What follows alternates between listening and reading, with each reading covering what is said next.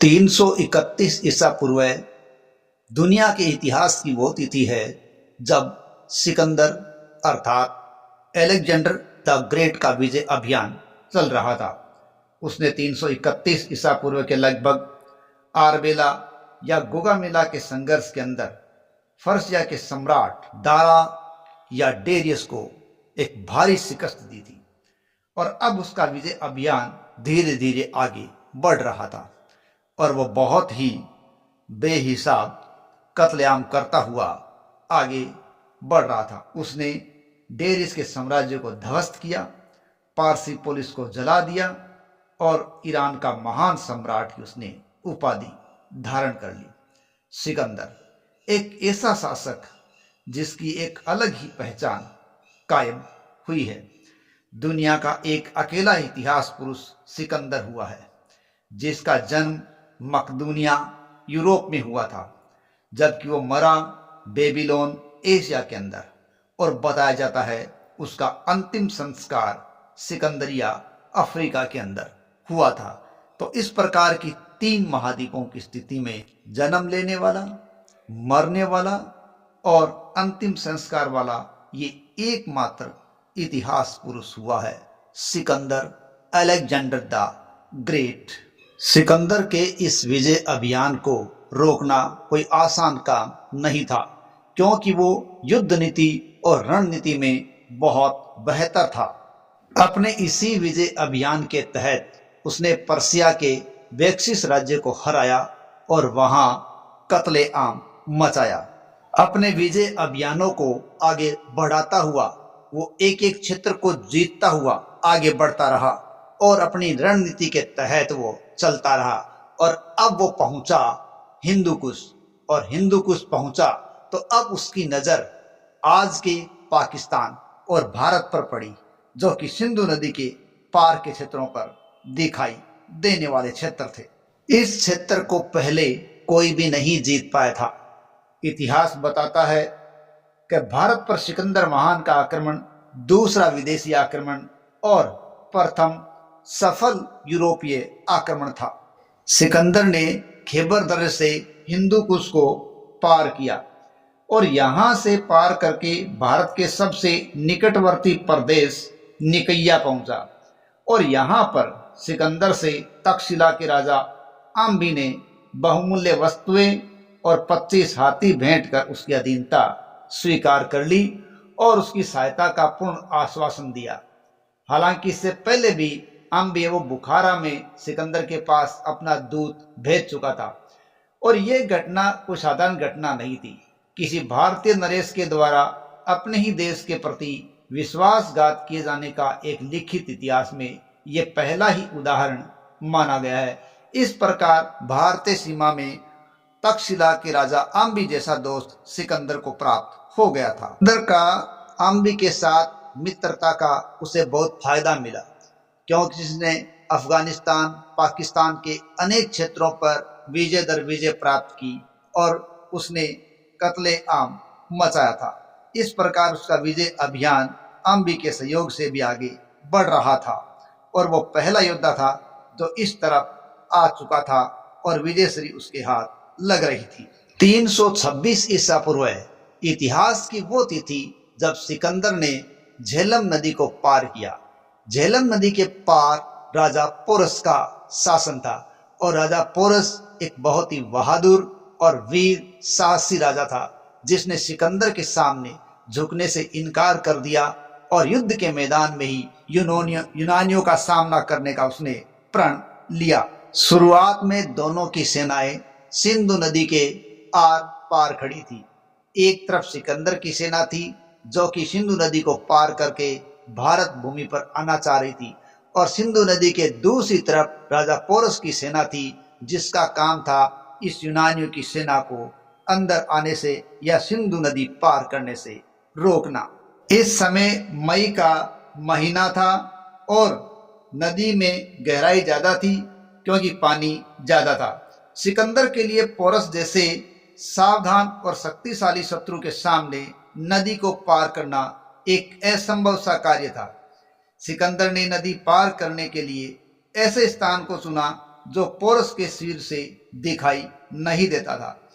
उस समय बरसात हो रही थी, बिजली कड़क रही थी, झंझावतों का शोरगुल था और ऐसी स्थिति के अंदर उसने लगभग 12,000 सैनिकों के एक चुने हुए दल के साथ सिकंदर ने झेलम को अंधेरी रात में पार कर लिया और उसने अपने शिविर के अंदर क्रेटर्स के नेतृत्व में एक विश्वसनीय सेना छोड़ रखी थी जो कि पोरस के सामने थी।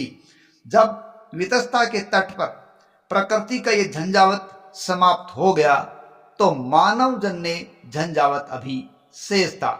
सिकंदर की सेना में निश्चित रूप से घुड़सवारों की सेना बहुत ज्यादा थी। सिकंदर अश्वदल के साथ स्वयं दक्षिण पार्श्व में खड़ा हुआ और अपने सेनानायक कोनोस को 2 टुकड़ियों के साथ वाम पार्श्व की ओर खड़ा कर दिया। उसकी योजना थी कि वह शत्रु के वाम पार्श्व पर आक्रमण करेगा और कोनोस पृष्ठभाग में आक्रमण करेगा और सेल्यूकस मुख्य दल के साथ तब तक युद्ध में भाग नहीं लेगा जब तक कि पोरस की सेना अस्त व्यस्त न हो जाए। ये उसकी रणनीति थी। सिकंदर की सेना के नदी पार करने की जानकारी पोरस को मिल गई, लेकिन जब पोरस को यह जानकारी मिली तो वो असमंजस्य में पड़ गए, क्योंकि उनको ये तय नहीं हो पा रहा था कि जो सेना उनके सामने नदी के पार खड़ी है वो सिकंदर की है या जो इधर पार करके आ रही है वो सेना सिकंदर की है। ये उनके लिए बड़ी असमंजस्य की बात थी। लेकिन उन्होंने अपने पुत्र के नेतृत्व में एक सेना तैयार की और जिस सेना ने नदी पार की थी यूनानियों की उस सेना का सामना करने के लिए भेज दिया और इतिहास बताता है कि जिन्होंने नदी पार की थी वही सिकंदर के साथ आई हुई सेना थी। जब पोरस के पुत्र और सिकंदर के बीच जबरदस्त संघर्ष हुआ और इस जबरदस्त संघर्ष के अंदर पोरस का पुत्र वीर गति को प्राप्त हो गया। अब पोरस को भी समझ में आ चुका था कि जो सेना नदी पार करके आई है असल में वही सिकंदर की सेना है और सामने दिखाई देने वाली सेना एक छलावा मात्र है। अब उसने भी अपने आप को तैयार किया और सिकंदर की सेना का सामना करने के लिए आगे बढ़ा। सिकंदर जो कि घुड़सवारों की विशाल सेना के साथ था, उसके पास अब तक्षशिला के राजा अम्बी की सेना भी साथ थी और उसके साथ पर्सिया की सेना भी साथ थी। इस प्रकार उसकी सेना में अनेक सेनाओं का एक मिश्रण था। सिकंदर की घुड़सेना के अलावा उस सेना के अंदर पत्थरबाज सैनिक और भाला फेंकने वाले सैनिक विशाल मात्रा में थे और इधर जो पोरस की सेना थी उसमें भी तलवारबाज, भालाबाज और तो और अच्छे हाथियों पर सवार एक विशाल सेना थी जो किसी भी दृष्टि से सिकंदर की सेना से कमजोर नहीं थी। हालांकि सिकंदर की सेना के लिए ये जगह नहीं थी, लेकिन पोरस की सेना वहीं बिल्कुल अलग थी। क्यों कि वो यहाँ के चप्पे चप्पे से वाकिफ थी। लेकिन सिकंदर जो एक कुशल रणनीतिज्ञ था वो प्रत्येक युद्ध को एक शतरंज की तरह लिया करता था और उसी तरह वो बिसात बिछाकर अपना काम किया करता था। इस प्रकार सिकंदर ने पर्सिया के शासक को गोगामेला के संघर्ष में एक घेरे के द्वारा हराया था। वही घेराबंदी सिकंदर ने यहाँ राजा पोरस के लिए भी कर दी और इस घेराबंदी के द्वारा प्रारंभ में सिकंदर वो अपने इस कार्य में बेहद सफल भी हुआ था। पोरस ने और उसकी सेना ने इस घेराबंदी को कुछ भी नहीं माना और सिकंदर का जबरदस्त तरीके से मुकाबला किया और इस मुकाबले के अंदर कहीं सिकंदर तो कहीं राजा पोरस है वो भारी पड़ रहे थे, क्योंकि सबसे बड़ी बात यह थी इस घेरे को किसी भी तरीके से अपने ऊपर पोरस और उसकी सेना ने हावी नहीं होने दिया था और यही वजह थी कि सिकंदर को भी मुश्किलों का सामना करना पड़ रहा था। सिकंदर की घेराबंदी को तोड़ने में सबसे ज्यादा योगदान पोरस की हाथियों पर सवार सेना थी जो कि धनुषधारी थी और धनुष के माध्यम से उसने सिकंदर की घेरे को तोड़ने में कामयाबी प्राप्त कर ली थी। सिकंदर जो कि अपने विजय अभियानों के अंदर अनेक बड़ी बड़ी विशाल सेनाओं को हराता हुआ आगे बढ़कर यहाँ तक पहुँच चुका था, वो भी अब देखकर दंग था कि वो कैसे लोगों के सामने आ गया है, जो कि बहुत ही वीर थे। अब उसने संधि के लिए प्रयास करने भी शुरू कर दिए थे, क्योंकि राजा पोरुस और उसकी सेना किसी भी प्रकार से कम नहीं हो पा रही थी और वो घेरे का भरपूर मुकाबला कर रही थी और सिकंदर के भी हाथ पांव फुला रही थी। अब यहाँ इतिहासकारों में इस युद्ध के बारे में अलग अलग मतभेद है, क्योंकि चीन, एशिया आदि के जो इतिहासकार है उनकी लेखनी के अनुसार यहाँ पोरस का पलड़ा भारी था, लेकिन यूरोपीय इतिहासकारों के अनुसार, यूनानी सेना के साथ आए लेखकों के अनुसार यहाँ सिकंदर का पलड़ा भारी था। लेकिन निश्चित तौर पर कुछ कहा नहीं जा सकता, क्योंकि हाल उस समय ये दौर था जब भारतीयों में लेखन कला इस प्रकार की नहीं थी और उस प्रकार के लेखन के बारे में यहाँ के लोगों को जानकारी नहीं थी। तो हमारे पास इस प्रकार के सोर्स नहीं है और ज़्यादातर लिखने वाले इस युद्ध के दौरान आए हुए यूनानी या यूरोपीय लोगों ही ने ही लेखन का कार्य किया था और वो अपने ही राजा और अपने ही पक्ष में लिखने का काम ज़्यादा करते थे। जो इतिहासकार यह दावा करते हैं कि पोरस का पलड़ा भारी था, उनके अपने तर्क हैं कि सिकंदर है वो राजा पोरस को अपने अधीन नहीं ला पाया। दूसरा, उसने राजा पोरस है उसके क्षेत्रों पर कोई कब्जा नहीं किया, ना ही उसके क्षेत्रों पर उन्होंने कोई कत्ले आम मचाया और ना ही इस क्षेत्र में संघर्ष करने के बाद उसने नंद वंश की तरफ आक्रमण किया, क्योंकि ये जो कुछ होता तो शायद मानते कि सिकंदर का पलड़ा बहुत भारी रहा होगा, क्योंकि जब सिकंदर यहाँ पोरस के समक्ष ही इतनी मुश्किलों में था तो नंद वंश की शक्ति और उनके साहस के किस्से वो लोग पहले सुन भी चुके थे और संभवतः यहाँ पोरस के सामने वो घुटने टेक चुके थे, इसीलिए वो आगे नहीं बढ़े। ये उन लोगों का तर्क है जो ये कहते हैं कि पोरस है वो प्रभावी रहा था। दूसरी बात ये भी है कि पोरस है उसके बारे में लेखनी नहीं है, क्योंकि जिस वक्त ये दौर था उस वक्त केवल ब्राह्मण है वो उस क्षेत्र के या वहाँ के जो इतिहास है उसको मौखिक रूप से याद रखते और अपने लोगों को सुनाया करते थे, जबकि यूनानी है वो उस दौर में भी लिखा करते थे और उन्होंने अपने पक्ष में ही लिखने का हर संभव प्रयास किया था। जब हम उन इतिहासकारों की बात करते हैं जो सिकंदर के पक्ष में युद्ध बताते हैं, उनके अनुसार बताया जाता है कि यह युद्ध भारतीयों के लिए एक दुर्भाग्य था, क्योंकि प्रारंभ से ही युद्ध उनके विरुद्ध हो गया था।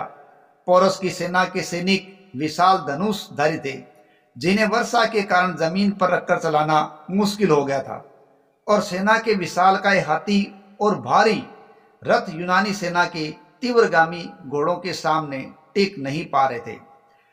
और इसी युद्ध के बारे में प्लूटार्क का मत है कि भारतीय योद्धा हालांकि बड़े शौर्य के साथ लड़ रहे थे, दिन के लंबे समय तक सिकंदर के सैनिकों को 1 इंच भी उन्होंने आगे बढ़ने नहीं दिया था। सिकंदर के सैनिकों को सेल्यूकस ने अपनी आंखों से भारतीय हाथियों द्वारा रौंदता हुआ भी देखा था, क्योंकि सेल्यूकस उस सेना का मुखिया था जो रिजर्व में खड़ी थी। तभी तो वर्षों पश्चात चंद्रगुप्त मौर्य के 500 हाथियों के बदले अपने साम्राज्य के 4 प्रांत देना सेल्यूकस ने बड़ी खुशी के साथ स्वीकार कर लिया था। इस युद्ध में एक विशालकाय हाथी पर आसीन पोरस युद्ध के अंतिम क्षण तक लड़ते रहे, किंतु अंत में कुशल प्रशिक्षित यूनानी सैन्य शक्ति के सामने उनको झुकना पड़ा और विजय श्री सिकंदर के हाथ लगी। और जब कहते हैं सिकंदर ने तक्षशिला के राजा आम्बी को आत्मसमर्पण के संदेश के साथ पोरस के पास भेजा, तो देशद्रोही आम्बी को देखते ही पोरस की भुजाएं फड़क उठी थी और एक ऐसा दृश्य हुआ जिसमें कहते हैं कि एक सिक्के पर चित्र बनाया गया है जिसमें मुख्य भाग पर भागते हुए हाथी के पीछे घुड़सवार आम्बी का चित्र है और बर्छा फेंक कर वार करते हुए हाथी पर सवार पोरस का चित्र अंकित है तथा पृष्ठभाग पर जियस देवता की वेशभूषा में सिकंदर का चित्र अंकित है। यानी कहते हैं कि आम्बी को देखते ही पोरस ने उस पर हमला कर दिया था। इस प्रकार का चित्र अंकित है क्योंकि उसको देखकर गुस्से हो चुके थे। पोरस के मित्र मेरुस के प्रयास से पोरस का आत्मसमर्पण किया गया और वो राजी हुए आत्मसमर्पण करने के लिए और यूनानी सेना के हवाले उन्होंने खुद को कर दिया। और कहते हैं कि जब बंदी बनाकर पोरस को सिकंदर के सामने लाया गया तो सिकंदर ने उससे पूछा, बोलो तुम्हारे साथ क्या सलूक किया जाए। पोरस है वो बिल्कुल निर्भीक थे और निर्भीकता के साथ ही उन्होंने जवाब दिया, मेरे साथ ठीक वैसा ही सलूक किया जाए जैसा एक शासक दूसरे शासक के साथ करता है। सिकंदर ने पोरस का जब बहादुरी भरा ये उत्तर सुना तो बड़ा प्रभावित हुआ और उसे न केवल उसका राज्य ही लौटा दिया बल्कि अन्य प्रदेश भी उनको प्रदान किए, जिसमें प्लूटार्क बताता है कि 15 संघराज्य थे जिनके 500 नगर और अनेक ग्राम भी थे।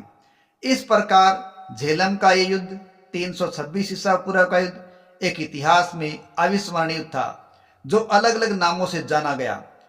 झेलम का युद्ध, वितस्ता का युद्ध, हाइडेस्पीस का युद्ध या कर्री का युद्ध, ये अनेक नामों से इतिहास में दर्ज हुआ है। एक तरफ वो सिकंदर की वीरता को दर्शाता है तो वहीं भारत के वीर पुरुष पोरस की वीरता को भी दर्शाता है। इस युद्ध के पश्चात सिकंदर ने यहाँ 2 नगरों की स्थापना की थी। एक युद्ध क्षेत्र के स्थान यानी कर्री के मैदान पर ही उसने नगर बसाया था जो था निकैया नगर, जिसका मतलब होता है विजय का नगर। दूसरा उसने झेलम के दूसरे तट पर अपने प्रिय घोड़े बुक्काफेला के नाम से स्थापित किया। बुक्काफेला सिकंदर का एक प्रिय घोड़ा था जो इस झेलम के संघर्ष में काम आ चुका था, तो उसी की याद में उसने बुक्काफेला नगर बसाया था। झेलम का युद्ध लगभग मई 326 ईसा पूर्व का माना जाता है और इस युद्ध के बाद इस युद्ध की स्मृति में सिकंदर ने एक विशेष मुद्रा का प्रचलन किया था जिसमें पोरस के हाथी पर पीछा करते हुए उसको उछलते हुए प्रदर्शित किया गया है और इस प्रकार की 2 मुद्राएं भी तक्षशिला से प्राप्त हुई हैं। तो ये था सिकंदर और पोरस का एक वीरता भरा हुआ संघर्ष जो इतिहास में झेलम, वितस्ता, हाइडेस्पीस, कर्री आदि के नामों से जाना गया है और 2 वीरों की वीर गाथा को दर्शाने वाला एक विश्व का प्रमुख युद्ध भी माना गया है, झेलम का युद्ध। जय हिंद, जय भारत।